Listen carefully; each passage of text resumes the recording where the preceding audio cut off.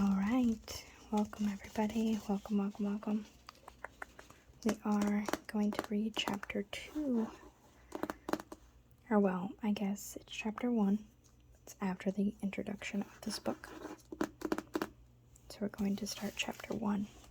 I'm going to try this in a soft talking instead of a whisper. I might go back and forth. Let me know what you think of it. I'm also recording this one on my phone instead of on my computer, so let me know if there's a difference in sound quality, if you like it, if you dislike it. I appreciate the feedback. Again, welcome to Quiet Pandas ASMR. Alright, this chapter is called The Surprising Power of Atomic Habits. The fate of British cycling changed one day in 2003. The organization, which was the governing body for the professional cycling in Great Britain, had recently hired Dave Brailsford as its new performance director. At the time, professional cyclists in Great Britain had endured nearly 100 years of mediocrity since 1908. British riders had won just a single gold medal at the Olympic Games, and they had fared even worse in cycling's biggest race, the Tour de France. In 110 years, no British cyclist had ever won the event. In fact, the performance of the British riders had been so underwhelming, that one of the top bike manufacturers in Europe refused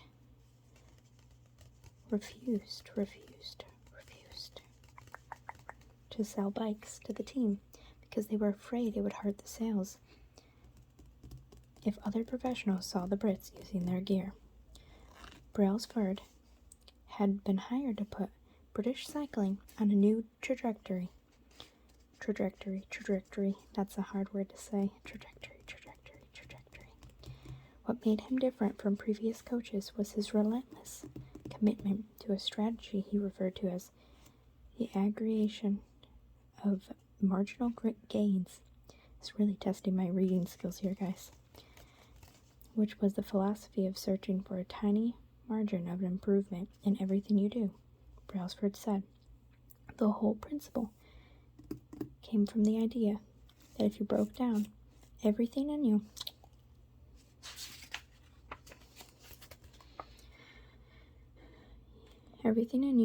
you could think of what goes into riding a bike and then improve it by 1%. You will get a significant increase when you put them all together. Brailsford and his coaches began by making small adjustments you might expect from a professional cycling team. They redesigned the bike seats to make them more comfortable. They rubbed alcohol on the tires for better grip. They asked riders to wear electrically heated overshorts to maintain ideal muscle temperature while riding, and used biofeedback sensors to monitor how each athlete responded to a particular workout. The team tested various fabrics in the wind tunnel and had their outdoor riders switch to indoor racing suits, which proved to be lighter and more aerodynamic.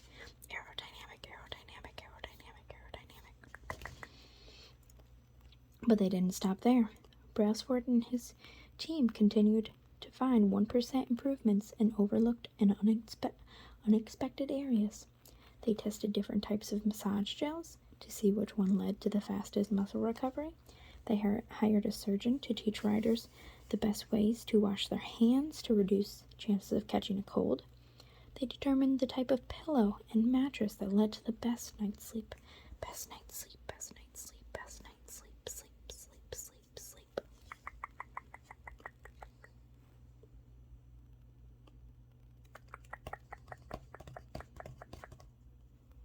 For each rider, they even painted the inside of the team truck white, which helped them spot little bits of dust that would normally slip by unnoticed, but could degrade the performance of the finely tuned bikes. as these and hundreds of other small improvements accumulated.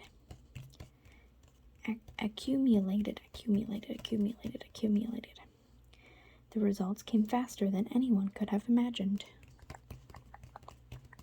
Just 5 years after Brailsford took over, the British cycling team dominated the road and track cycling events at the 2008 Olympic Games in Beijing, where they had won an astounding 60% of the gold medals available. 4 years later, when the Olympic Games came to London, the Brits raised the bar as they set 999 Olympic records and 7 world records. That same year, Bradley Wiggins became the first British cyclist to win Tour de France.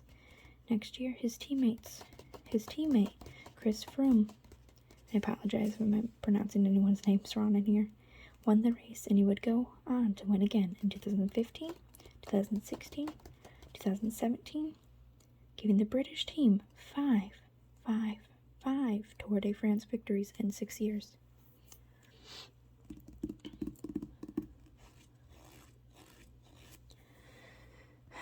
During the 10-year span from 2007 to 2017, British cyclists won 178 world championships and 66 Olympic or Paralympic gold medals, and captured 5 Tour de France victories in what is widely regarded the most successful run in cycling history. How does this happen? How does a team of previously ordinary athletes transform into a world champions with tiny changes that at first glance would seem to make a modest difference at best? Why do small improvements accumulate into such remarkable results? And how can you replicate this approach in your own life? In your own life, in your own life, in your own life, in your own life.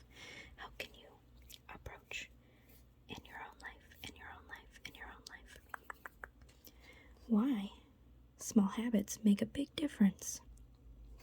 It is so easy to overestimate the importance of one defining moment and underestimate the value of making small improvements on a daily basis. Too often we convince ourselves that massive success requires massive action, whether it is losing weight, building a business, writing a book, winning a championship, or achieving any other goal. We put pressure on ourselves to make some earth-shattering improvement that everyone will talk about. Meanwhile, improving by 1% isn't particularly notable. Sometimes it isn't even noticeable, but it can be far more meaningful, especially in the long run. The difference a tiny improvement can make, over time, is astounding. Here's how the math works out. If you can get 1% better each day for 1 year, you'll end up 37 times better by the time you're done.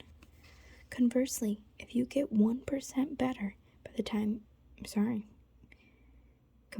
if you get 1% worse each day for 1 year, you'll decline nearly down to 0.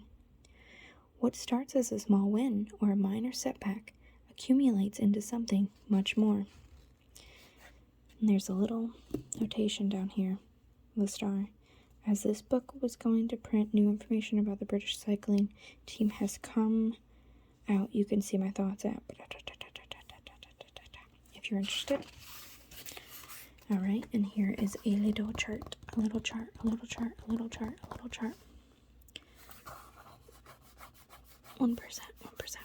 better every day. 1% worse every day for a year. Better. You see the math here, folks? You see the math here? I need to implement this in my own life.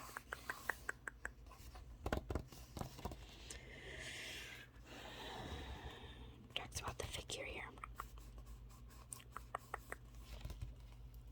Habits are the compound interest of self-improvement The same way that money multiplies through compound interest, the effects of your habits multiply as you repeat them. They seem to make little difference on any given day, and yet the impact they deliver over thousands of years. Deliver over months and years can be enormous. It is only when looking back 2, 5, or perhaps 10 years later that the value of good habits and the cost of bad ones becomes strikingly apparent. This can be a difficult concept to appreciate in daily life. We often dismiss small changes because they don't seem to matter very much in the moment. If you save a little money now, you're still not a millionaire. If you go to the gym 3 days in a row, you're still out of shape. If you study Mandarin for an hour tonight, you still haven't learned language. We make few changes, but the results never seem to come quickly. And so we slide back into our previous routines. Unfortunately, the slow pace of transformation also makes it easy to let a bad habit slide. If you eat an unhealthy meal today, the scale doesn't move much. If you work late tonight and ignore your family, they will forgive you. If you procrastinate and put your project off until tomorrow, there will usually be time to finish it later. A single decision is easy to dismiss. But when we repeat 1% errors day after day after day after day after day after day after day after day, by replicating poor decisions, duplicating tiny mistakes, and rationalizing little excuses, our choices compound into toxic results. It's accumulation of many missteps, a 1% decline here and there, that eventually leads to a problem. The impact created by a change in your habits is similar to the effect of shifting the route of an airplane by just a few degrees. Imagine you are flying from Los Angeles to New York City. If a pilot leaving from LAX adjusts the heading just 3.5 degrees south, you will land in Washington, D.C. instead of New York. Such a small change is barely noticeable at takeoff. The nose of the airplane. Oh, I need some water.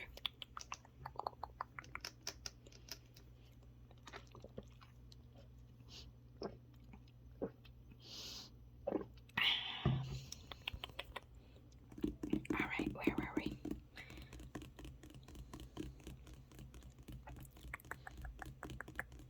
The nose of the airplane moves just a few feet, but when magnified across the entire United States, you end up hundreds of miles apart. Similarly, a slight change in your daily habits can guide your life to a very different destination. Making a choice that is 1% better or 1% worse seems insignificant in the moment, but over the span. Alright, and then here's a little thing about him geeking out about the flying destinations here. And the exact mileage.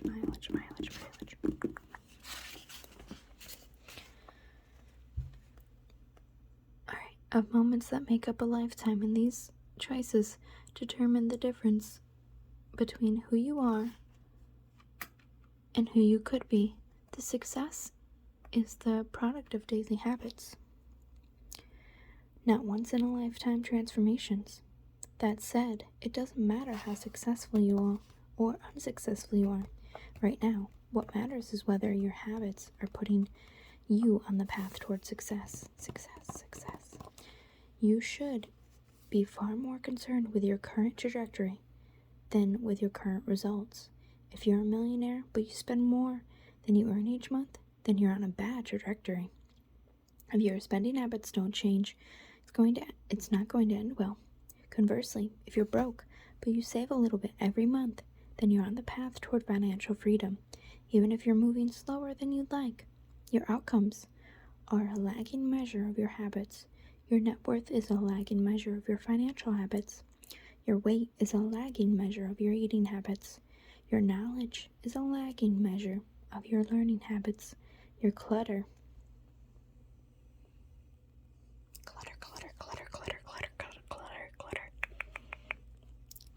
clutter. Your clutter, your clutter, your clutter.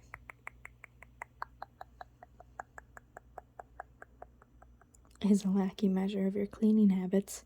You get what you repeat. If you want to predict where you'll end up in life, all you have to do is follow the curve of tiny gains. Tiny gains, or tiny losses, and see how your daily choices will compound 10 or 20 years down the line. Are you spending less than you earn each month? Are you making it to the gym each week? No, I'm not. I'm not doing that. Are you reading books and learning something new each day? Well, guess what, guys? We're reading this book together right now, and we're learning.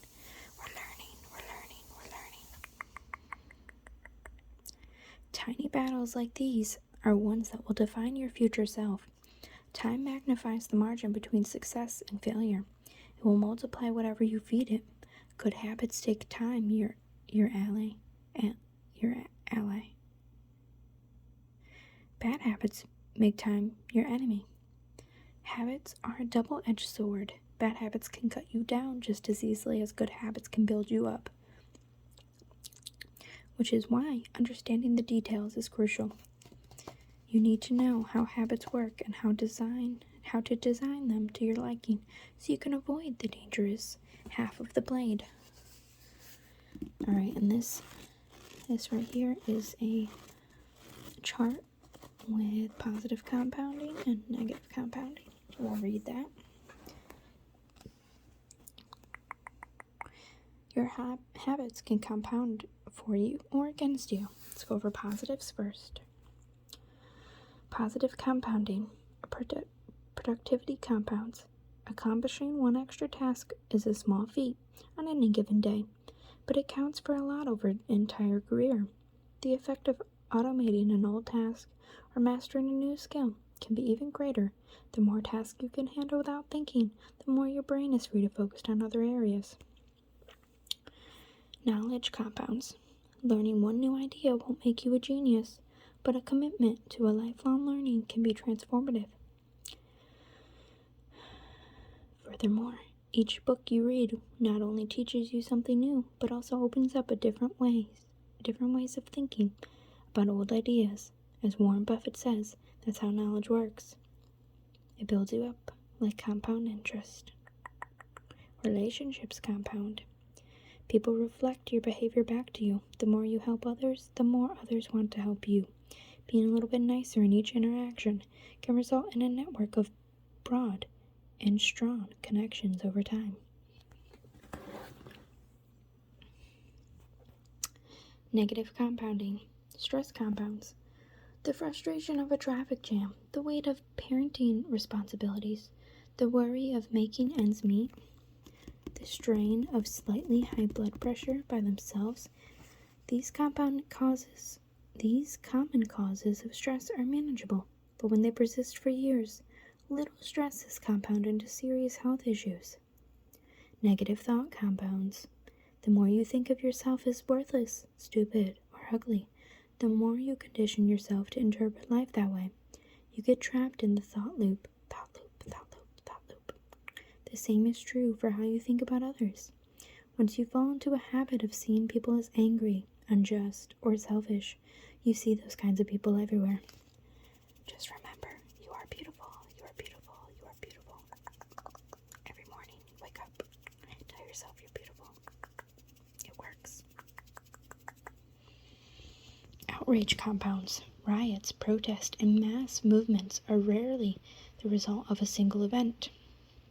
Instead, a long series of microaggressions and daily aggravations slowly multiply until one event tips and the scale's outrage spreads like wildfire.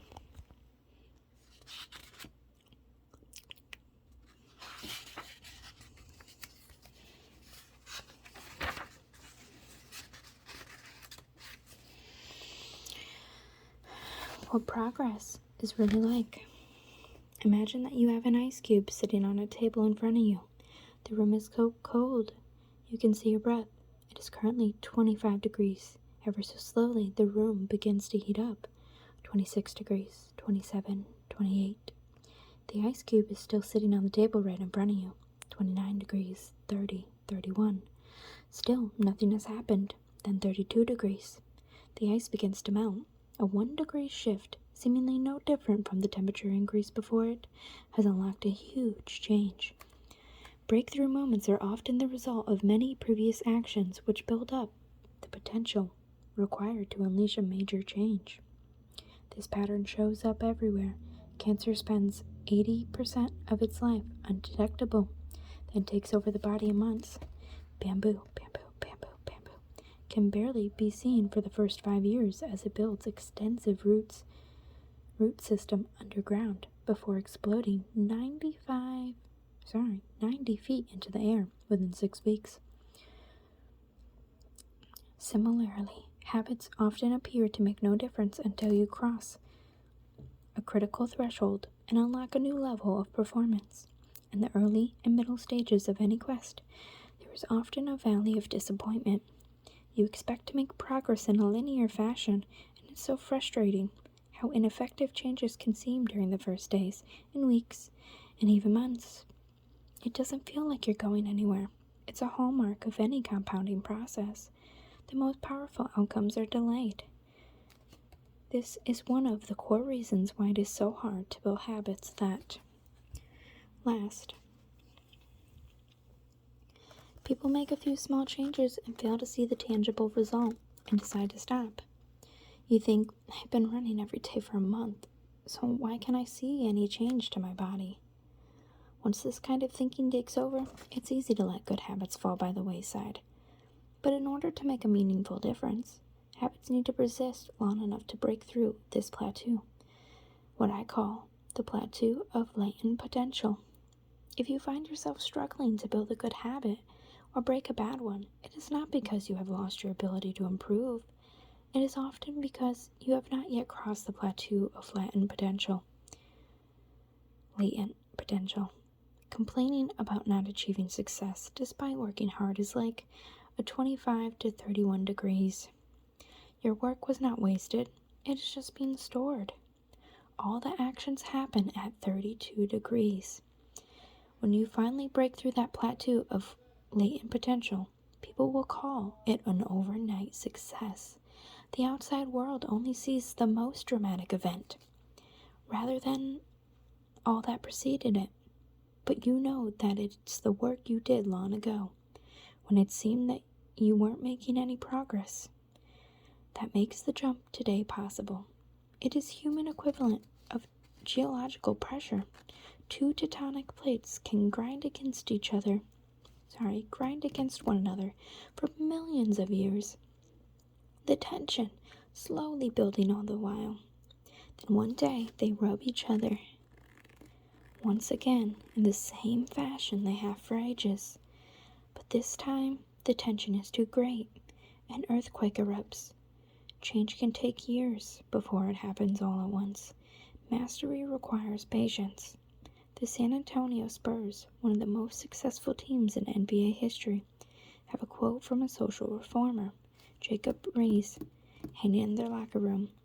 When nothing seems to help, I go and look at a stonecutter hammering away at his rock. Perhaps 100 times, without as much as a crack showing in it. Yet at the 101st blow, it will split in two. And I know it was not the last blow that did it, but all that had gone before.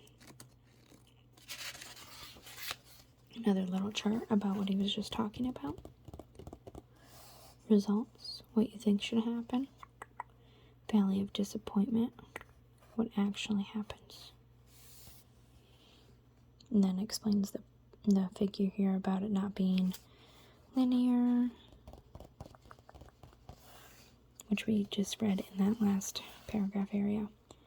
All big things come from small beginnings. The seed of every habit is a single tiny decision. But as that decision is repeated, a habit sprouts and grows stronger. Roots entrench themselves and branches grow. The task of breaking bad habits is like uprooting a powerful oak within us. And the task of building a good habit is like cultivating a delicate flower, one day at a time. But what determines whether we stick with a habit long enough to survive the plateau of latent potential and breakthrough to the other side? What is it that causes some people to slide into unwanted habits and enable others to enjoy compounding effects of good ones? Forget about goals, focus on systems instead. Prevailing wisdom claims that the best way to achieve what we want and more, what we want in life, getting into better shape, building a successful business, relaxing more, worrying less, spending more time with family and friends, is to set specific, actionable goals. For many years, this was how I approached my habits too. Each one was a goal to be reached. I set goals for the grades I wanted to get in school, for the weights I wanted to lift in the gym, for the profits I wanted to earn in business. I succeeded at a few, but I failed at a lot of them. Eventually, I began to realize that my results had very little to do with the goals I set and nearly everything to do with the systems I followed. What's the difference between systems and goals? It's a distinction I first learned from Scott Adams, the cartoonist behind Dilbert comic. Goals are about the results you want to achieve. Systems are about the process that led to those results. If you're a coach, your goal might be to win a championship. Your system is the way you recruit players, manage your assistant coaches, and conduct practice.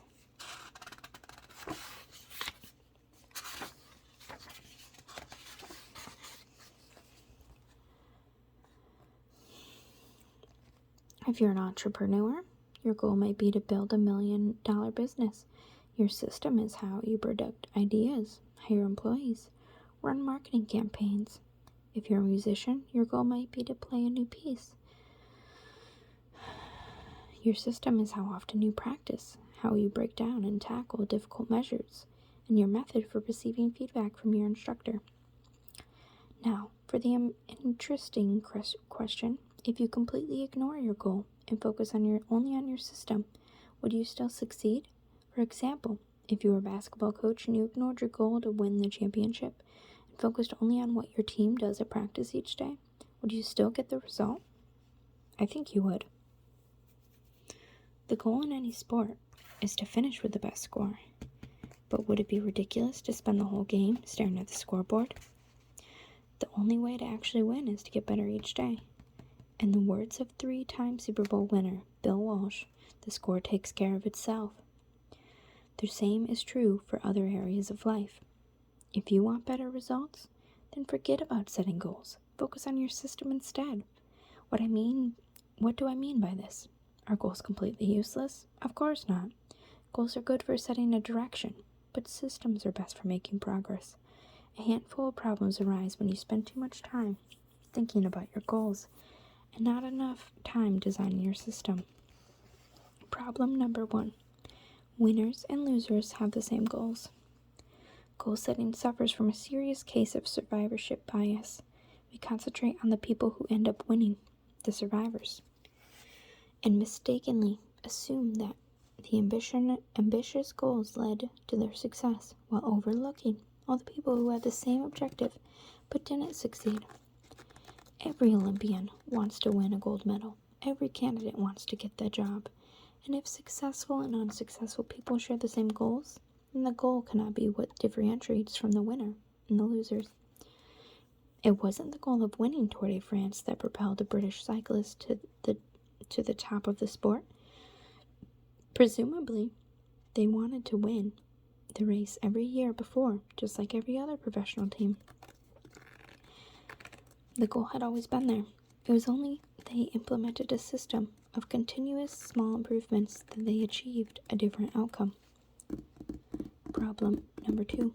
Achieving a goal is only a momentary change. Imagine you have a messy room and you set a goal to clean it. If you summon the energy to tidy it up, then you'll have a clean room for now. But if you maintain the same sloppy pack rat habits that led to a messy room in the first place, soon you'll be looking for a new pile of clutter and hoping for another burst of motivation. You're left chasing the same outcome because you've never changed your system behind it. You treated a symptom without addressing the cause. Achieving a goal only changes your life in the moment. That's the counterintuitive thing about improvement. We think we need to change our results, but the results are not the problem. What we really need to change are the systems that cause the results.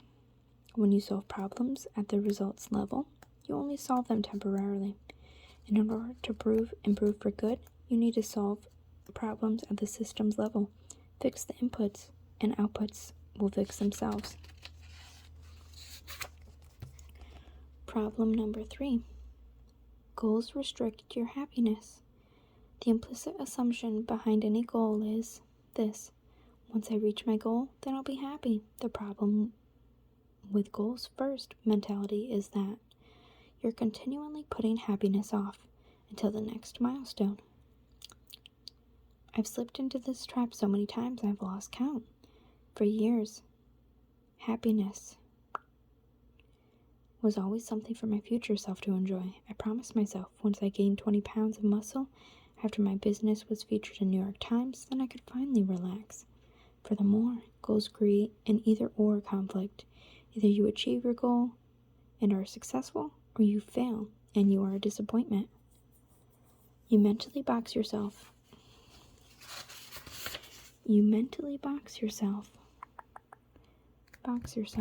into a narrow version of happiness.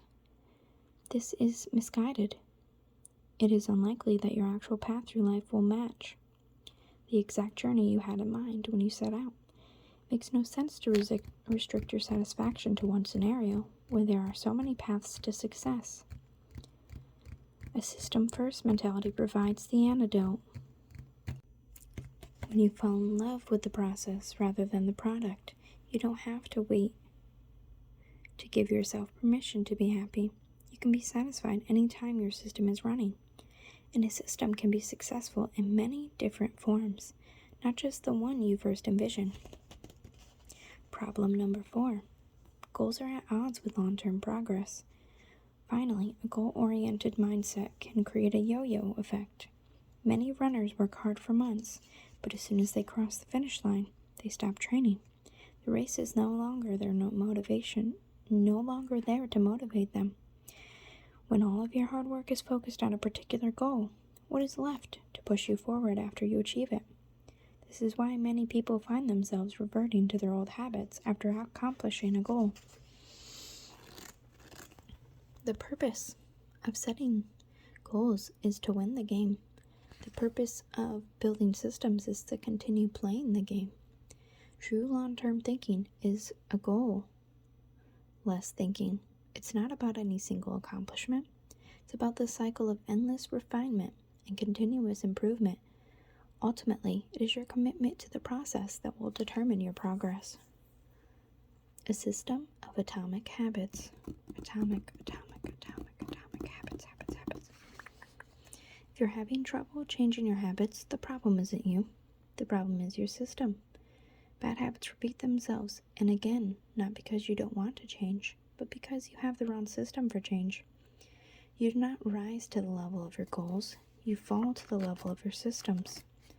Focusing on the overall system, rather than a single goal, is one of the core themes of this book. It is also one of the deeper meanings behind the word atomic. By now, you've probably realized that an atomic habit refers to a tiny change, a marginal gain, a 1% improvement. But atomic habits are not just any old habits, however small. They are little habits that are part of a larger system, just as atoms are the building blocks of molecules. Atomic habits are the building blocks of remarkable results. Habits are like the atoms of our lives. Each one is a fundamental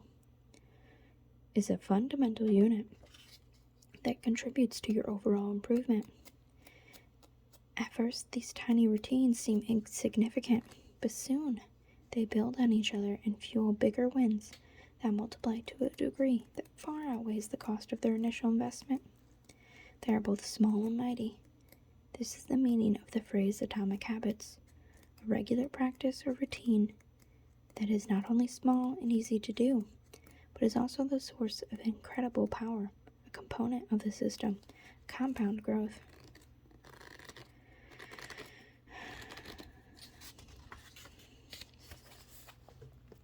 chapter summary. Habits are the compound interest of self-improvement. Getting 1% better every day counts for a lot in the long run. Habits are a double-edged sword. They can work for you or against you, which is why understanding the detail is essential. Small changes often appear to make no difference until you cross a critical threshold. The most powerful outcomes of any compounding process are delayed. You need to be patient. An atomic habit is a little habit that is part of a larger system. Just as atoms are building blocks for molecules, atomic habits are the building blocks of remarkable results. If you want better results, then forget about setting goals. Focus on your system instead. You do not rise to the level of your goals. You fall to the level of your systems. Alright, that is the first chapter. This will be chapter 2, which we will upload at a later date. How your habits shape your identity.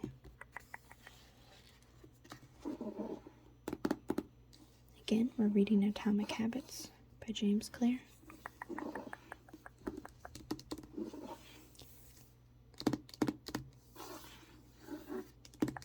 Catch you next time. Don't forget to like, subscribe, comment, and check out my Twitch, which is gaming as well as ASMR. Have a wonderful, wonderful night.